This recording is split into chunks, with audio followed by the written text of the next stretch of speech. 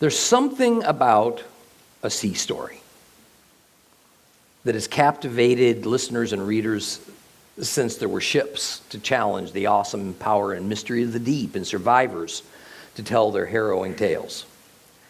People who have never been on a boat, nor even seen the ocean, are riveted and enthralled when hearing of gigantic waves and gale-force winds of ancient times that are right on through today, that are determined to reduce the wooden planks and beams of even the mightiest sailing vessels to kindling.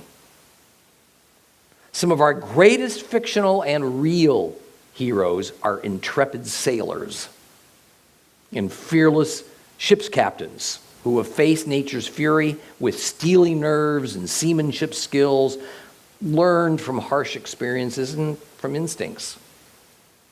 I think that is why so many Bible readers are intrigued by Acts chapter 27, a story of Paul's struggle and near tragedy at sea on his way to face the emperor in Rome. Great writers have often compared human life to a journey across stormy seas. And some of our greatest Christian hymns use that theme. That is probably why many Bible expositors and why the sermons of countless pastors find an allegory of the experience of the human soul to be at the heart of the meaning of Acts chapter 27. Truth be known, however, too often this sort of approach to Luke's record of the treacherous journey from Caesarea to Rome winds up doing little more than finding some clever ways to inject the speaker's personal theological biases. And I think this draws attention away from what is being communicated to us. What we have here is a true story, verifiable in its authenticity. A story which all too many sailors of the Mediterranean used to face during the thousands of years when wind power was the primary means of propulsion across its vast and often dangerous expanse. So I don't want to diminish from both the actual historical event that this is, nor to take away from the Lord's stated goal that Paul would go to Rome and he would speak truth to the emperor. I don't want to do that by allegorizing. What we are meant to learn is that not even the seeming limitless and untamable power of the oceans and of the atmosphere could defeat God's will in this regard. This ought to give us great comfort, because I know that my time to depart this world and go to my heavenly home will happen only when the Lord determines it. No danger and no force, man-made, spiritual, or in nature, can derail the Lord's plan for my life or the lives of any and all who trust in him. I suspect that what we'll read now in Acts chapter 27 had much to do with the inspiring thoughts that we read from Paul in the book of Romans after he had successfully made it to Rome, despite all the danger and tribulation that he faced along the way. In Romans 8:38 and 39, we read this: "For I am convinced that neither death nor life, neither angels nor other heavenly rulers, neither what exists nor what is coming, neither powers above nor powers below, nor any other created thing will be able to separate us from the love of God, which comes to us through the Messiah, Yeshua, our Lord." Outside of Luke's goal to portray accurately Paul's narrow escape from death on his voyage to Rome, this passage from the book of Romans is the message we need to take away from Acts chapter 27. So open your Bibles to Acts chapter 27. Acts chapter 27. If you have a complete Jewish Bible, it's page 1398. 1398.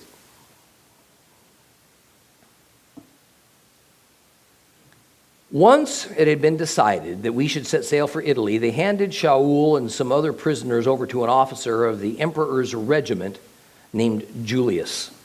We embarked in a ship from Adramyttium, which was about to set sail to the ports along the coast of the province of Asia, and put out to sea accompanied by Aristarchus, a Macedonian from Thessalonica. Now the next day we landed at Sidon, and Julius considerately allowed Shaul to go visit his friends and receive what he needed. Putting to sea from there, we sailed close to the sheltered side of Cyprus because the winds were against us. Then across the open sea along the coasts of Cilicia and Pamphylia. And so we reached Myra and Lycia. There, the Roman officer found an Alexandrian vessel sailing to Italy and put us aboard. And for a number of days, we made little headway, and we arrived off Cnidus only with difficulty. The wind would not let us continue any farther along the direct route, so we ran down along the sheltered side of Crete from Cape Salmon and continued to struggle along, hugging the coast. We reached a place called Pleasant Harbor, near the town of Lasea. Now, since much time had been lost and continuing the voyage was risky because it was already past Yom Kippur, Paul advised them, "Men, I can see that our voyage is going to be a catastrophe. Not only with huge losses to the cargo on the ship, but with loss of our lives as well." However, the officer paid more attention to the pilot and the ship's owner than to what Paul said. Moreover, since the harbor was not well suited to sitting out the winter, the majority reached the decision to sail on from there in the hope of reaching Phoenix, another harbor in Crete, and wintering there, where it's protected from the southwest and northwest winds. Now, when a gentle southerly breeze began to blow, they thought that they had their goal within grasp, so they raised the anchor, started coasting by Crete close to shore. But before long, there struck us from land a full gale from the northeast, the kind they call an Evrakalon. The ship was caught up. It was unable to face the wind, so we gave way to it, and we were driven along. And as we passed into the lee of a small island called Cauda, we managed with strenuous effort to get control of the lifeboat. They hoisted it aboard and then fastened cables tightly around the ship itself to reinforce it. Now, fearing they might run aground on the Syrtis sandbars, they lowered the topsails and thus continued drifting. But because we were fighting such heavy weather, the next day they began to jettison non-essentials. The third day, they threw the ship's sailing equipment overboard with their own hands. For many days, neither the sun nor the stars appeared, while the storm continued to rage until gradually all hope of survival vanished. It was then, when they had gone a long time without eating, that Shaul stood up in front of them and said, "You should have listened to me and not set out from Crete. If you had, you would have escaped this disastrous loss. But now my advice to you is to take heart, because not one of you will lose his life. Only the ship will be lost. For this very night, there stood next to me an angel of the God to whom I belong and whom I serve, and he said, 'Don't be afraid, Shaul. You have to stand before the emperor. Look, God has granted you all those who are sailing with you. So men, take heart, for I trust God. I believe that what I have been told will come true. Nevertheless, we have to run aground on some island.' It was the 14th night. We were still being driven about in the Adriatic Sea when, around midnight, the sailors sensed that they were nearing land. So they dropped a plumb line and found the water 120 feet deep. A little further on, they took another sounding. They found it 90. Fearing we might run onto the rocks, they let out 4 anchors from the stern and prayed for daylight to come. And at this point, the crew made an attempt to abandon ship. They lowered the lifeboat into the sea, pretending that they were about to let out some anchors from the bow. Shaul said to the officer and the soldiers, "Unless these men remain aboard the ship, you yourselves can't be saved." Then the soldiers cut the ropes holding the lifeboat and let it go. Just before daybreak, Paul urged them all to eat, saying, "Today is the 14th day you have been in suspense, going hungry, eating nothing. Therefore, I advise you to take some food. You're going to need it for your own survival, for not one of you will lose so much as a hair on your head." And when he had said this, he took bread, said the Berachah to God in front of everyone, broke it, and began to eat. And with courage restored, they all ate some food themselves. Altogether, there were 276 of us on board the ship. After they had eaten all they wanted, they lightened the ship by dumping the grain into the sea. When day broke, they didn't recognize the land, but they did notice a bay with a sand beach where they decided to run the ship aground if they could. So they cut away the anchors and left them in the sea, and at the same time they loosened the ropes that held the rudders out of the water. Then they hoisted the foresail to the wind and headed for the beach. But they encountered a place where two currents meet, and they ran the vessel aground on the sandbar there. The bow stuck, it would not move, while the pounding of the surf began to break up the stern. At this point, the soldiers' thought was to kill the prisoners, so that none of them would swim off and escape. But the officer, wanting to save Shaul, kept them from carrying out their plan. He ordered those who could swim to throw themselves overboard first and head for shore. And the rest of us used planks or whatever else they could find from the ship. Thus it was that everyone reached land safely. Quite a story.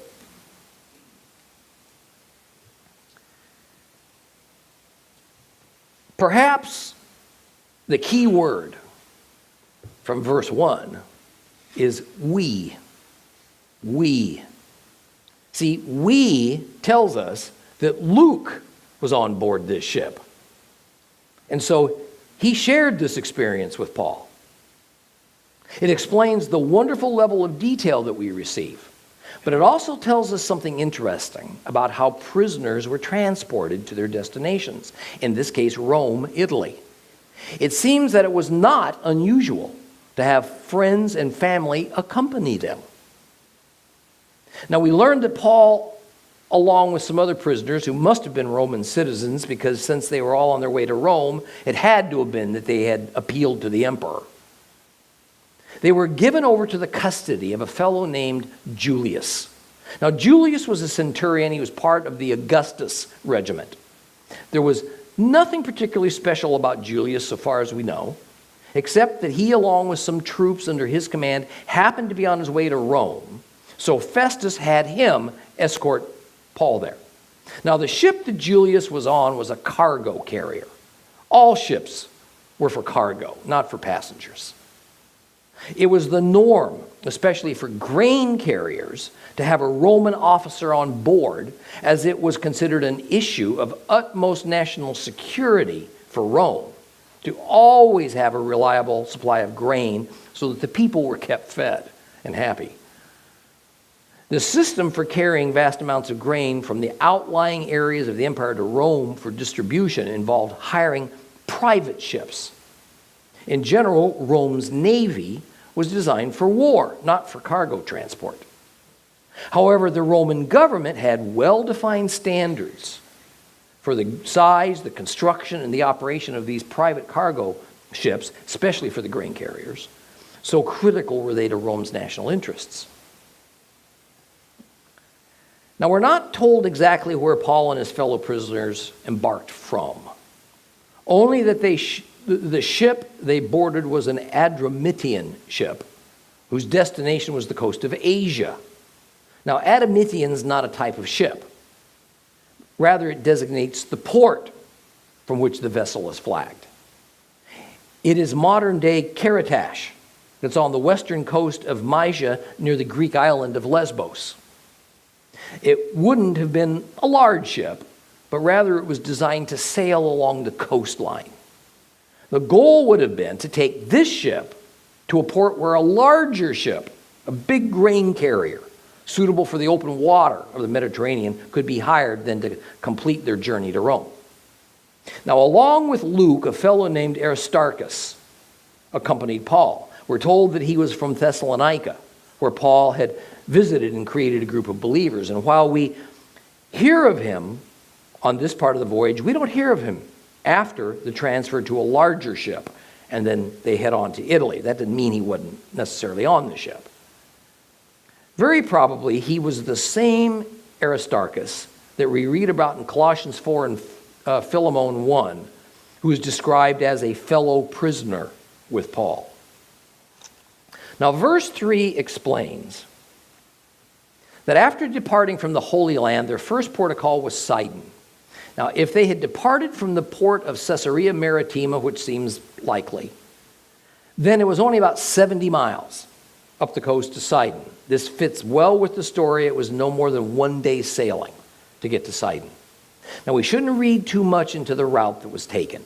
The ships, you see, were commercial vessels. They were delivering goods, and they were picking up other goods along the way. So that would dictate where and when they stopped and for how long.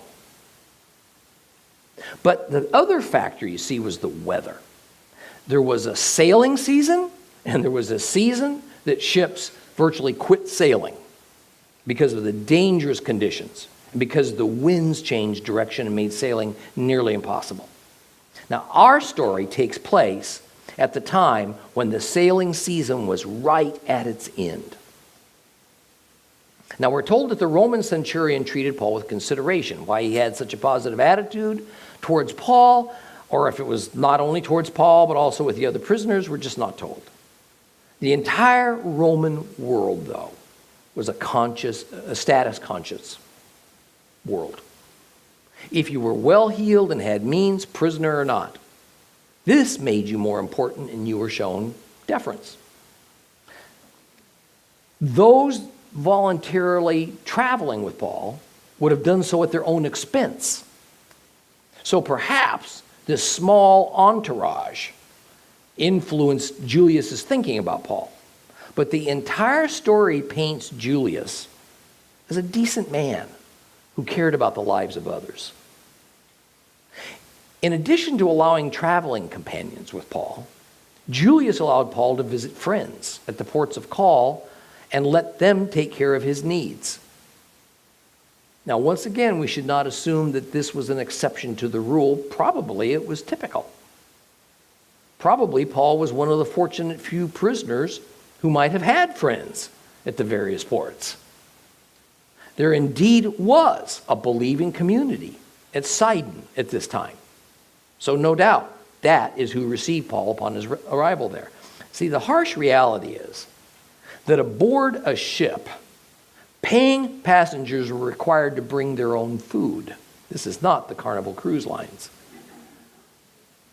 And this applied to prisoners as well. So the transport experience could be very different depending upon your level of wealth and whether you had people to take care of your needs or not. From Sidon, the ship continues on east and north of Cyprus, which would have been the leeward side of the island nation. This route was followed due to the westerly winds that blew throughout the summer months, but then changed direction come fall. I want to pause here to mention that an experienced sailor and able scholar named James Smith undertook this same voyage to test the veracity of Luke's reporting in Acts. James Smith published his findings in a book called The Voyage and Shipwreck of St. Paul. The bottom line is that Luke's report accurately portrays what the route, the weather, the wind direction, the currents, everything that we find in Acts 27 would have been like at this time of year. But now the ship had to cross a significant area of open ocean between Cyprus and the south coast of Asia Minor. First, they sailed along the coast of Cyprus because the winds further out to sea would have slowed their progress. But these same winds and currents naturally aided a ship as it crossed this larger expanse to reach Lycia. It was there in Lycia that Julius found a larger ship that was more suitable for continuing on to Rome. Now, this ship in the scriptures is called an Alexandrian ship. Once again, the reason for its designation is that it was flagged in the port of Alexandria, Egypt. What was a ship all the way from Egypt doing in Lycia? Well, at this time in history, Egypt was the breadbasket for Rome, providing a major portion of its vast grain needs. This would have been a much larger ship, much, much larger than Paul had just got off of, kind of a super tanker of grain carriers for that day.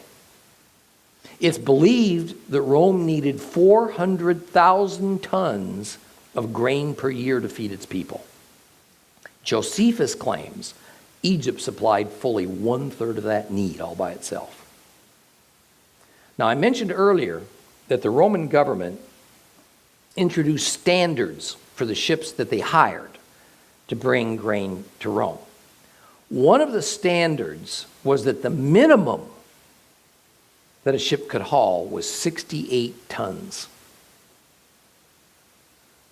In the time of Claudius, which is actually just a few years before our story, that standard was upped to 340 tons. Roman records indicate that cargo ships varied in size in that day from 50 to 100 feet in length. There were also some larger vessels, around 130 feet long. One vessel is reported to have been 180 feet long, with crew, guards, and passengers that totaled 600 people.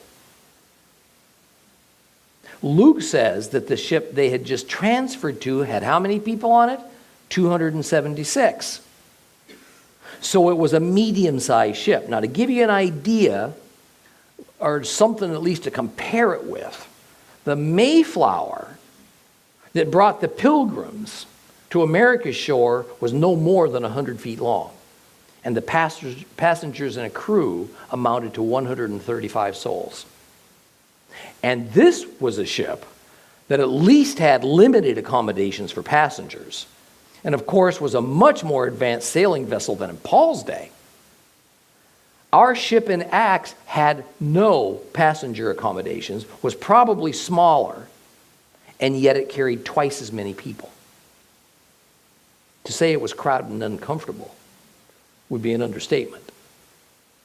On the other hand, the expected voyage time was perhaps 2 weeks.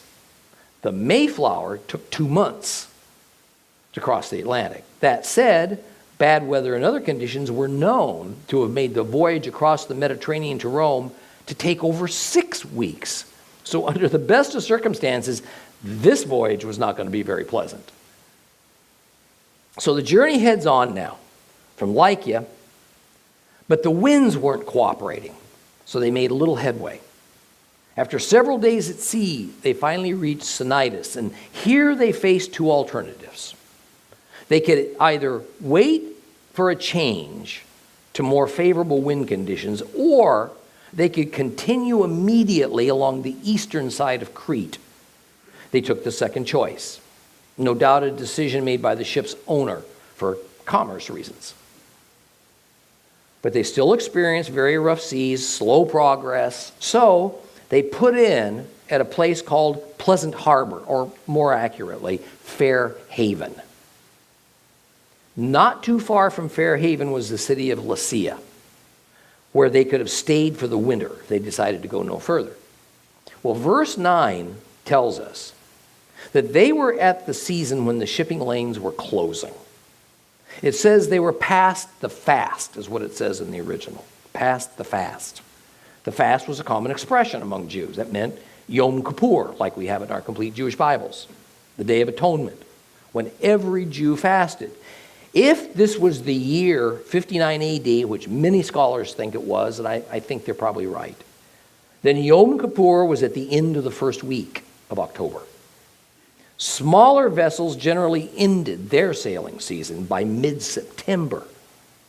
Much larger vessels by the first part of November.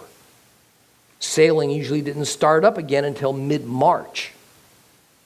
So the reports of winds that weren't favorable and the building up of seas are to be expected for the time of year of our story.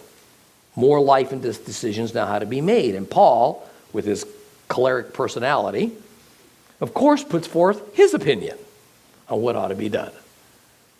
Now, Paul was no stranger to the perils of traveling by ship. In 2 Corinthians 11, he says that he was shipwrecked 3 times.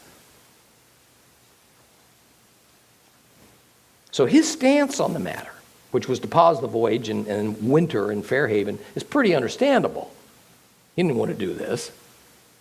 Paul had no official position. He had no authority to affect any kind of outcome. He was a prisoner. He was on his way to a hearing before Nero. However, it is known that in such matters, the ship's crew, the ship's owner, and the passengers would have a council to at least discuss the options and the consequences of each choice thoroughly. Paul warns that he's certain a catastrophe lies ahead, with losses to cargo and to their lives if they continue in this inclement weather. Now, he is not speaking prophetically. Rather, he's offering advice based on his personal experience and common sense. But his advice was rejected. The ship's owner and the helmsman thought that there was a good chance that they could just continue to a better port, because they didn't think Fair Havens was the optimal choice for spending the next 4 or 5 months. So they departed, hoping to make the port of Phoenix, another harbor that was on the same island of Crete. Now, interestingly, the final decision was left up to Centurion Julius.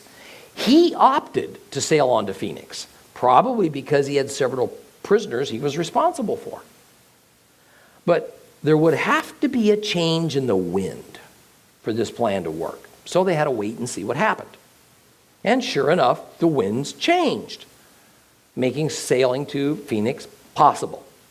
So they set out. They followed the coast of Crete going west. Now, if everything went well, it would only take a few hours to get to Phoenix. This was less than 50 miles away. There, they could wait out the winter much more comfortably. But suddenly, without warning, a violent gale blew up, and the wind direction changed from a gentle southerly to a fierce north wind. This means the ship would be driven towards the south, away from the shelter of the island. Such winds come off of Crete's Mount Ida, which is an 8,000-foot peak on that island. And you see, because of the geography of the island, winds are funneled together around the mountain, and it creates a cyclonic effect, and it makes sailing impossible. For one thing, the bow of the boat cannot be directed into a swirling wind. The ship is now at the sea's mercy. It's drifting. It has no means of control. Phoenix was now out of the question. Survival anywhere. Anywhere it could be obtained. That was the mode.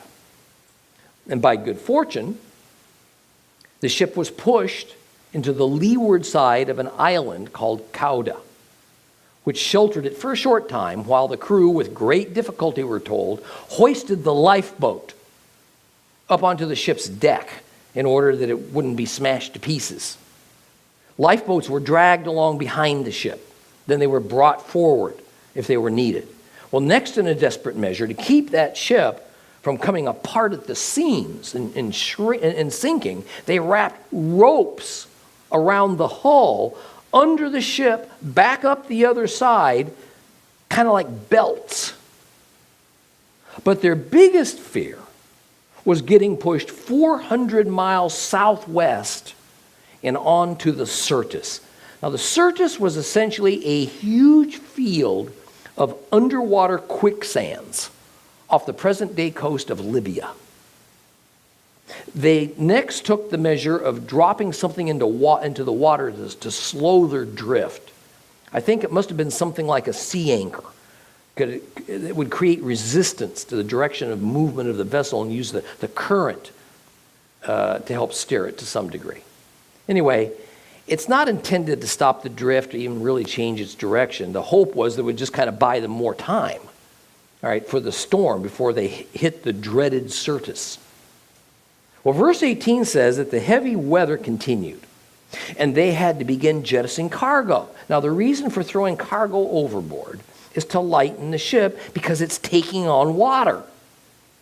Now, at this point, the ship's owner has changed his tactics from trying to maximize his cargo investment to saving his valuable ship. And 3 days later, the storm is still raging. The ship has taken on even more water, and the seams of the hull are beginning to separate. The wave action throws tons of water across the deck. The hold down below begins to fill up with seawater. What's down there? Grain. The grain is absorbing the water. It's beginning to swell. Not only adding tons more weight, but what do you suppose its expansion is doing? It's trying to push the boat apart from the inside out. The spare tackle and rigging is the next thing to go. Luke continues to speak of we, because for some time now, since the storm erupted, it's been all hands on deck as passengers and crew work together to try to save their own lives. Now you see, there were no compasses in those days. All navigating was done by the stars and the sun and by sightings of land. But the storm had gone on for so long that there were no stars or even the sun to see and gauge where they'd been pushed to. They could only guess. And such a thing is disheartening to the best sailors. No doubt terrifying to passengers and soldiers who were not seafarers. This was one of the worst storms in anyone's memory, and many on board felt all was lost.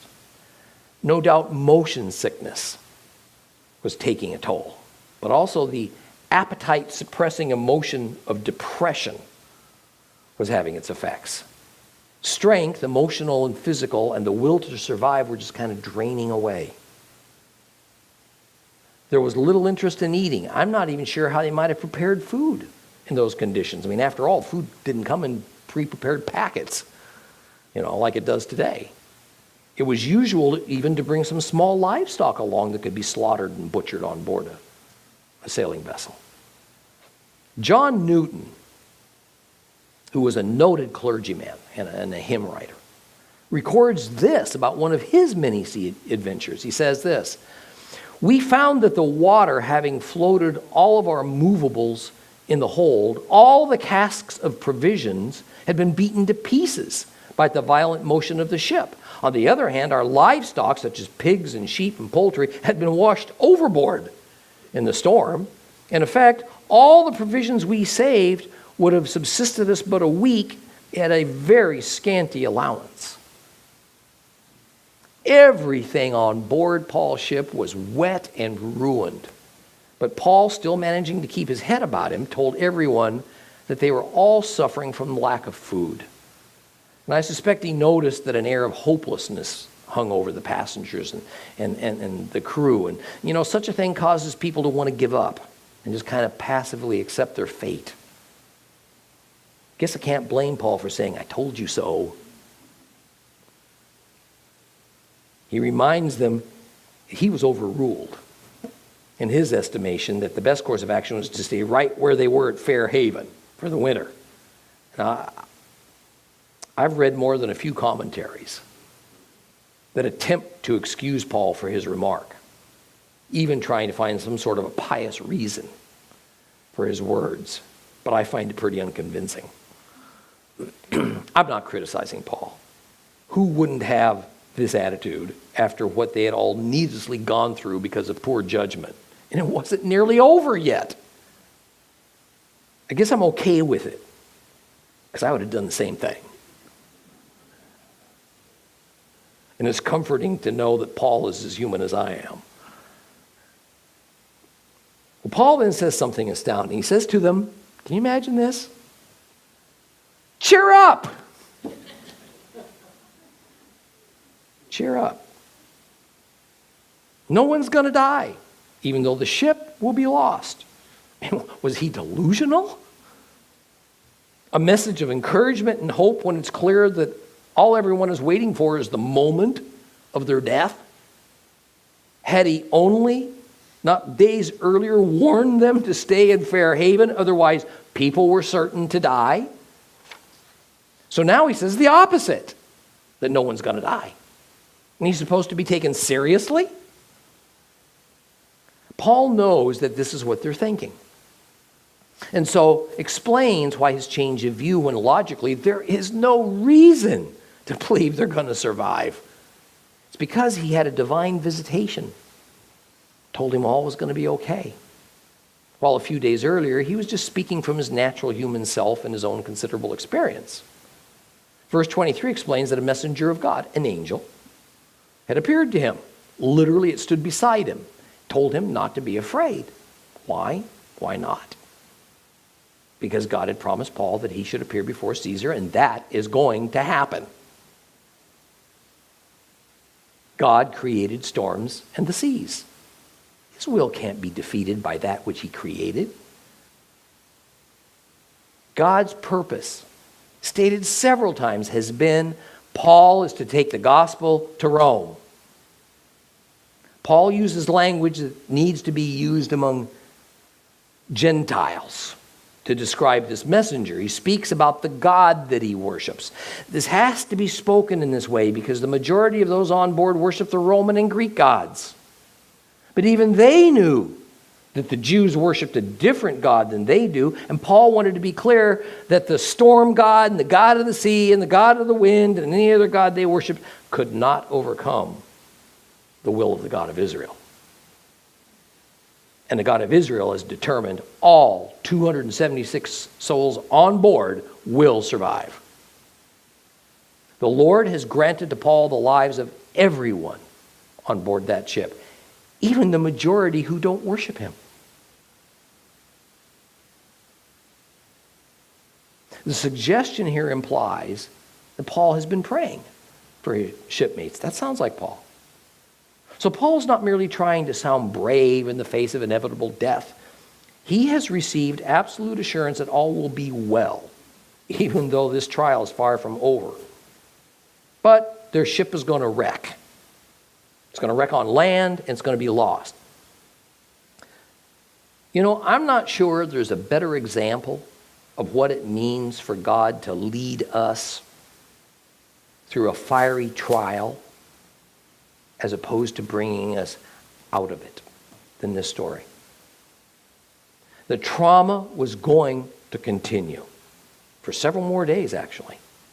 The discomforts were going to be intense. But God says, trust me, it's all going to be okay in the end. This brings up an important point we must not lose. It is that God is saving Paul and all the people on board, not just because they, of course, want to be saved, or they deserve to be saved. It's because God has a larger purpose in mind. Paul getting to Rome to speak the good news. The same can work in not such a good outcome as we're going to see. I mean, I don't mean to be harsh, but our personal benefit and welfare aren't necessarily behind all of God's decisions. So we shouldn't be surprised. We shouldn't be disappointed in God when things don't go our way. Just because we're believers, or maybe even among his most devoted worshipers. Verse 27 begins, it was the 14th night. My goodness. They've been suffering this storm and all of its horror nows for 2 full weeks. Can you imagine? Not knowing if they would live or die for most of that time, unable to eat, unable to get dry. How miserable. They were in a part of the Mediterranean Sea called the Sea of Adria, despite some commentators claiming that the modern name is the Adriatic Sea, like we have in our complete Jewish Bibles. That's not the case. That is not where they were. They were not in the Adriatic Sea. The sailors begin to sense now that they're nearing land somewhere. Perhaps they hear the faint sound of breakers. So the first thing to do was to check the water depth. The shallower the water, the closer to the land they were likely to be. Their first check puts the depth at 120 feet. Short time later, they dropped the depth line again, 90 feet. This was good news. Well, it was also bad news kind of a thing. Yeah, they were nearing land. But land was often surrounded by huge rocks that could just dash that ship to pieces in minutes. Since they were still drifting with no control over their direction, yet knowing they were near land, they dropped 4 anchors from the stern. That's the back for you land lovers. It's the back of the ship. And then they waited for daylight to survey the situation. The anchor served as a brake. And dropping anchors from the rear of the boat wasn't the usual procedure. But in this case, it served a useful purpose. This kept the bow of the ship, that's the pointy front part, towards land. And had they anchored from the bow, you see, the ship would have swung around from the wind and they would have been pointing towards the sea. That's not where they wanted to go. Well, a combination of hope and panic now set in. Some of the hired sailors decided to put the lifeboat that was on the deck into the water and to row to shore, hopefully navigating through the rocks that they feared were there, saving themselves first. It was dark. It was still stormy, so they were hoping they wouldn't be discovered. So they pretended that they were going forward to drop additional anchors, this time off the bow. Well, the ever-vigilant Paul noticed them. He understood what they were doing. So he goes to Julius, tells him that unless these men remained on board, he, Julius, wouldn't survive. Now, exactly why the sailors needed to remain on board or would cause the loss of life to the centurion and presumably to the others isn't stated. Perhaps it's just because the skilled sailors would be needed in the coming hours to help beach the ship. But this time Julius had learned that it was probably best to heed Paul. So he ordered some of his soldiers to cut the ropes that those sailors were using to lower the lifeboat and defeated their plan. The lifeboat, however, was now lost. All 276 are trapped on this battered ship. To their thinking, all would now drown together or survive together in the next few hours. The storm raged on, and no one knew where they were, what morning was going to bring. I suspect a lot of prayers went up that night. Well, we'll learn about the miraculous outcome next time.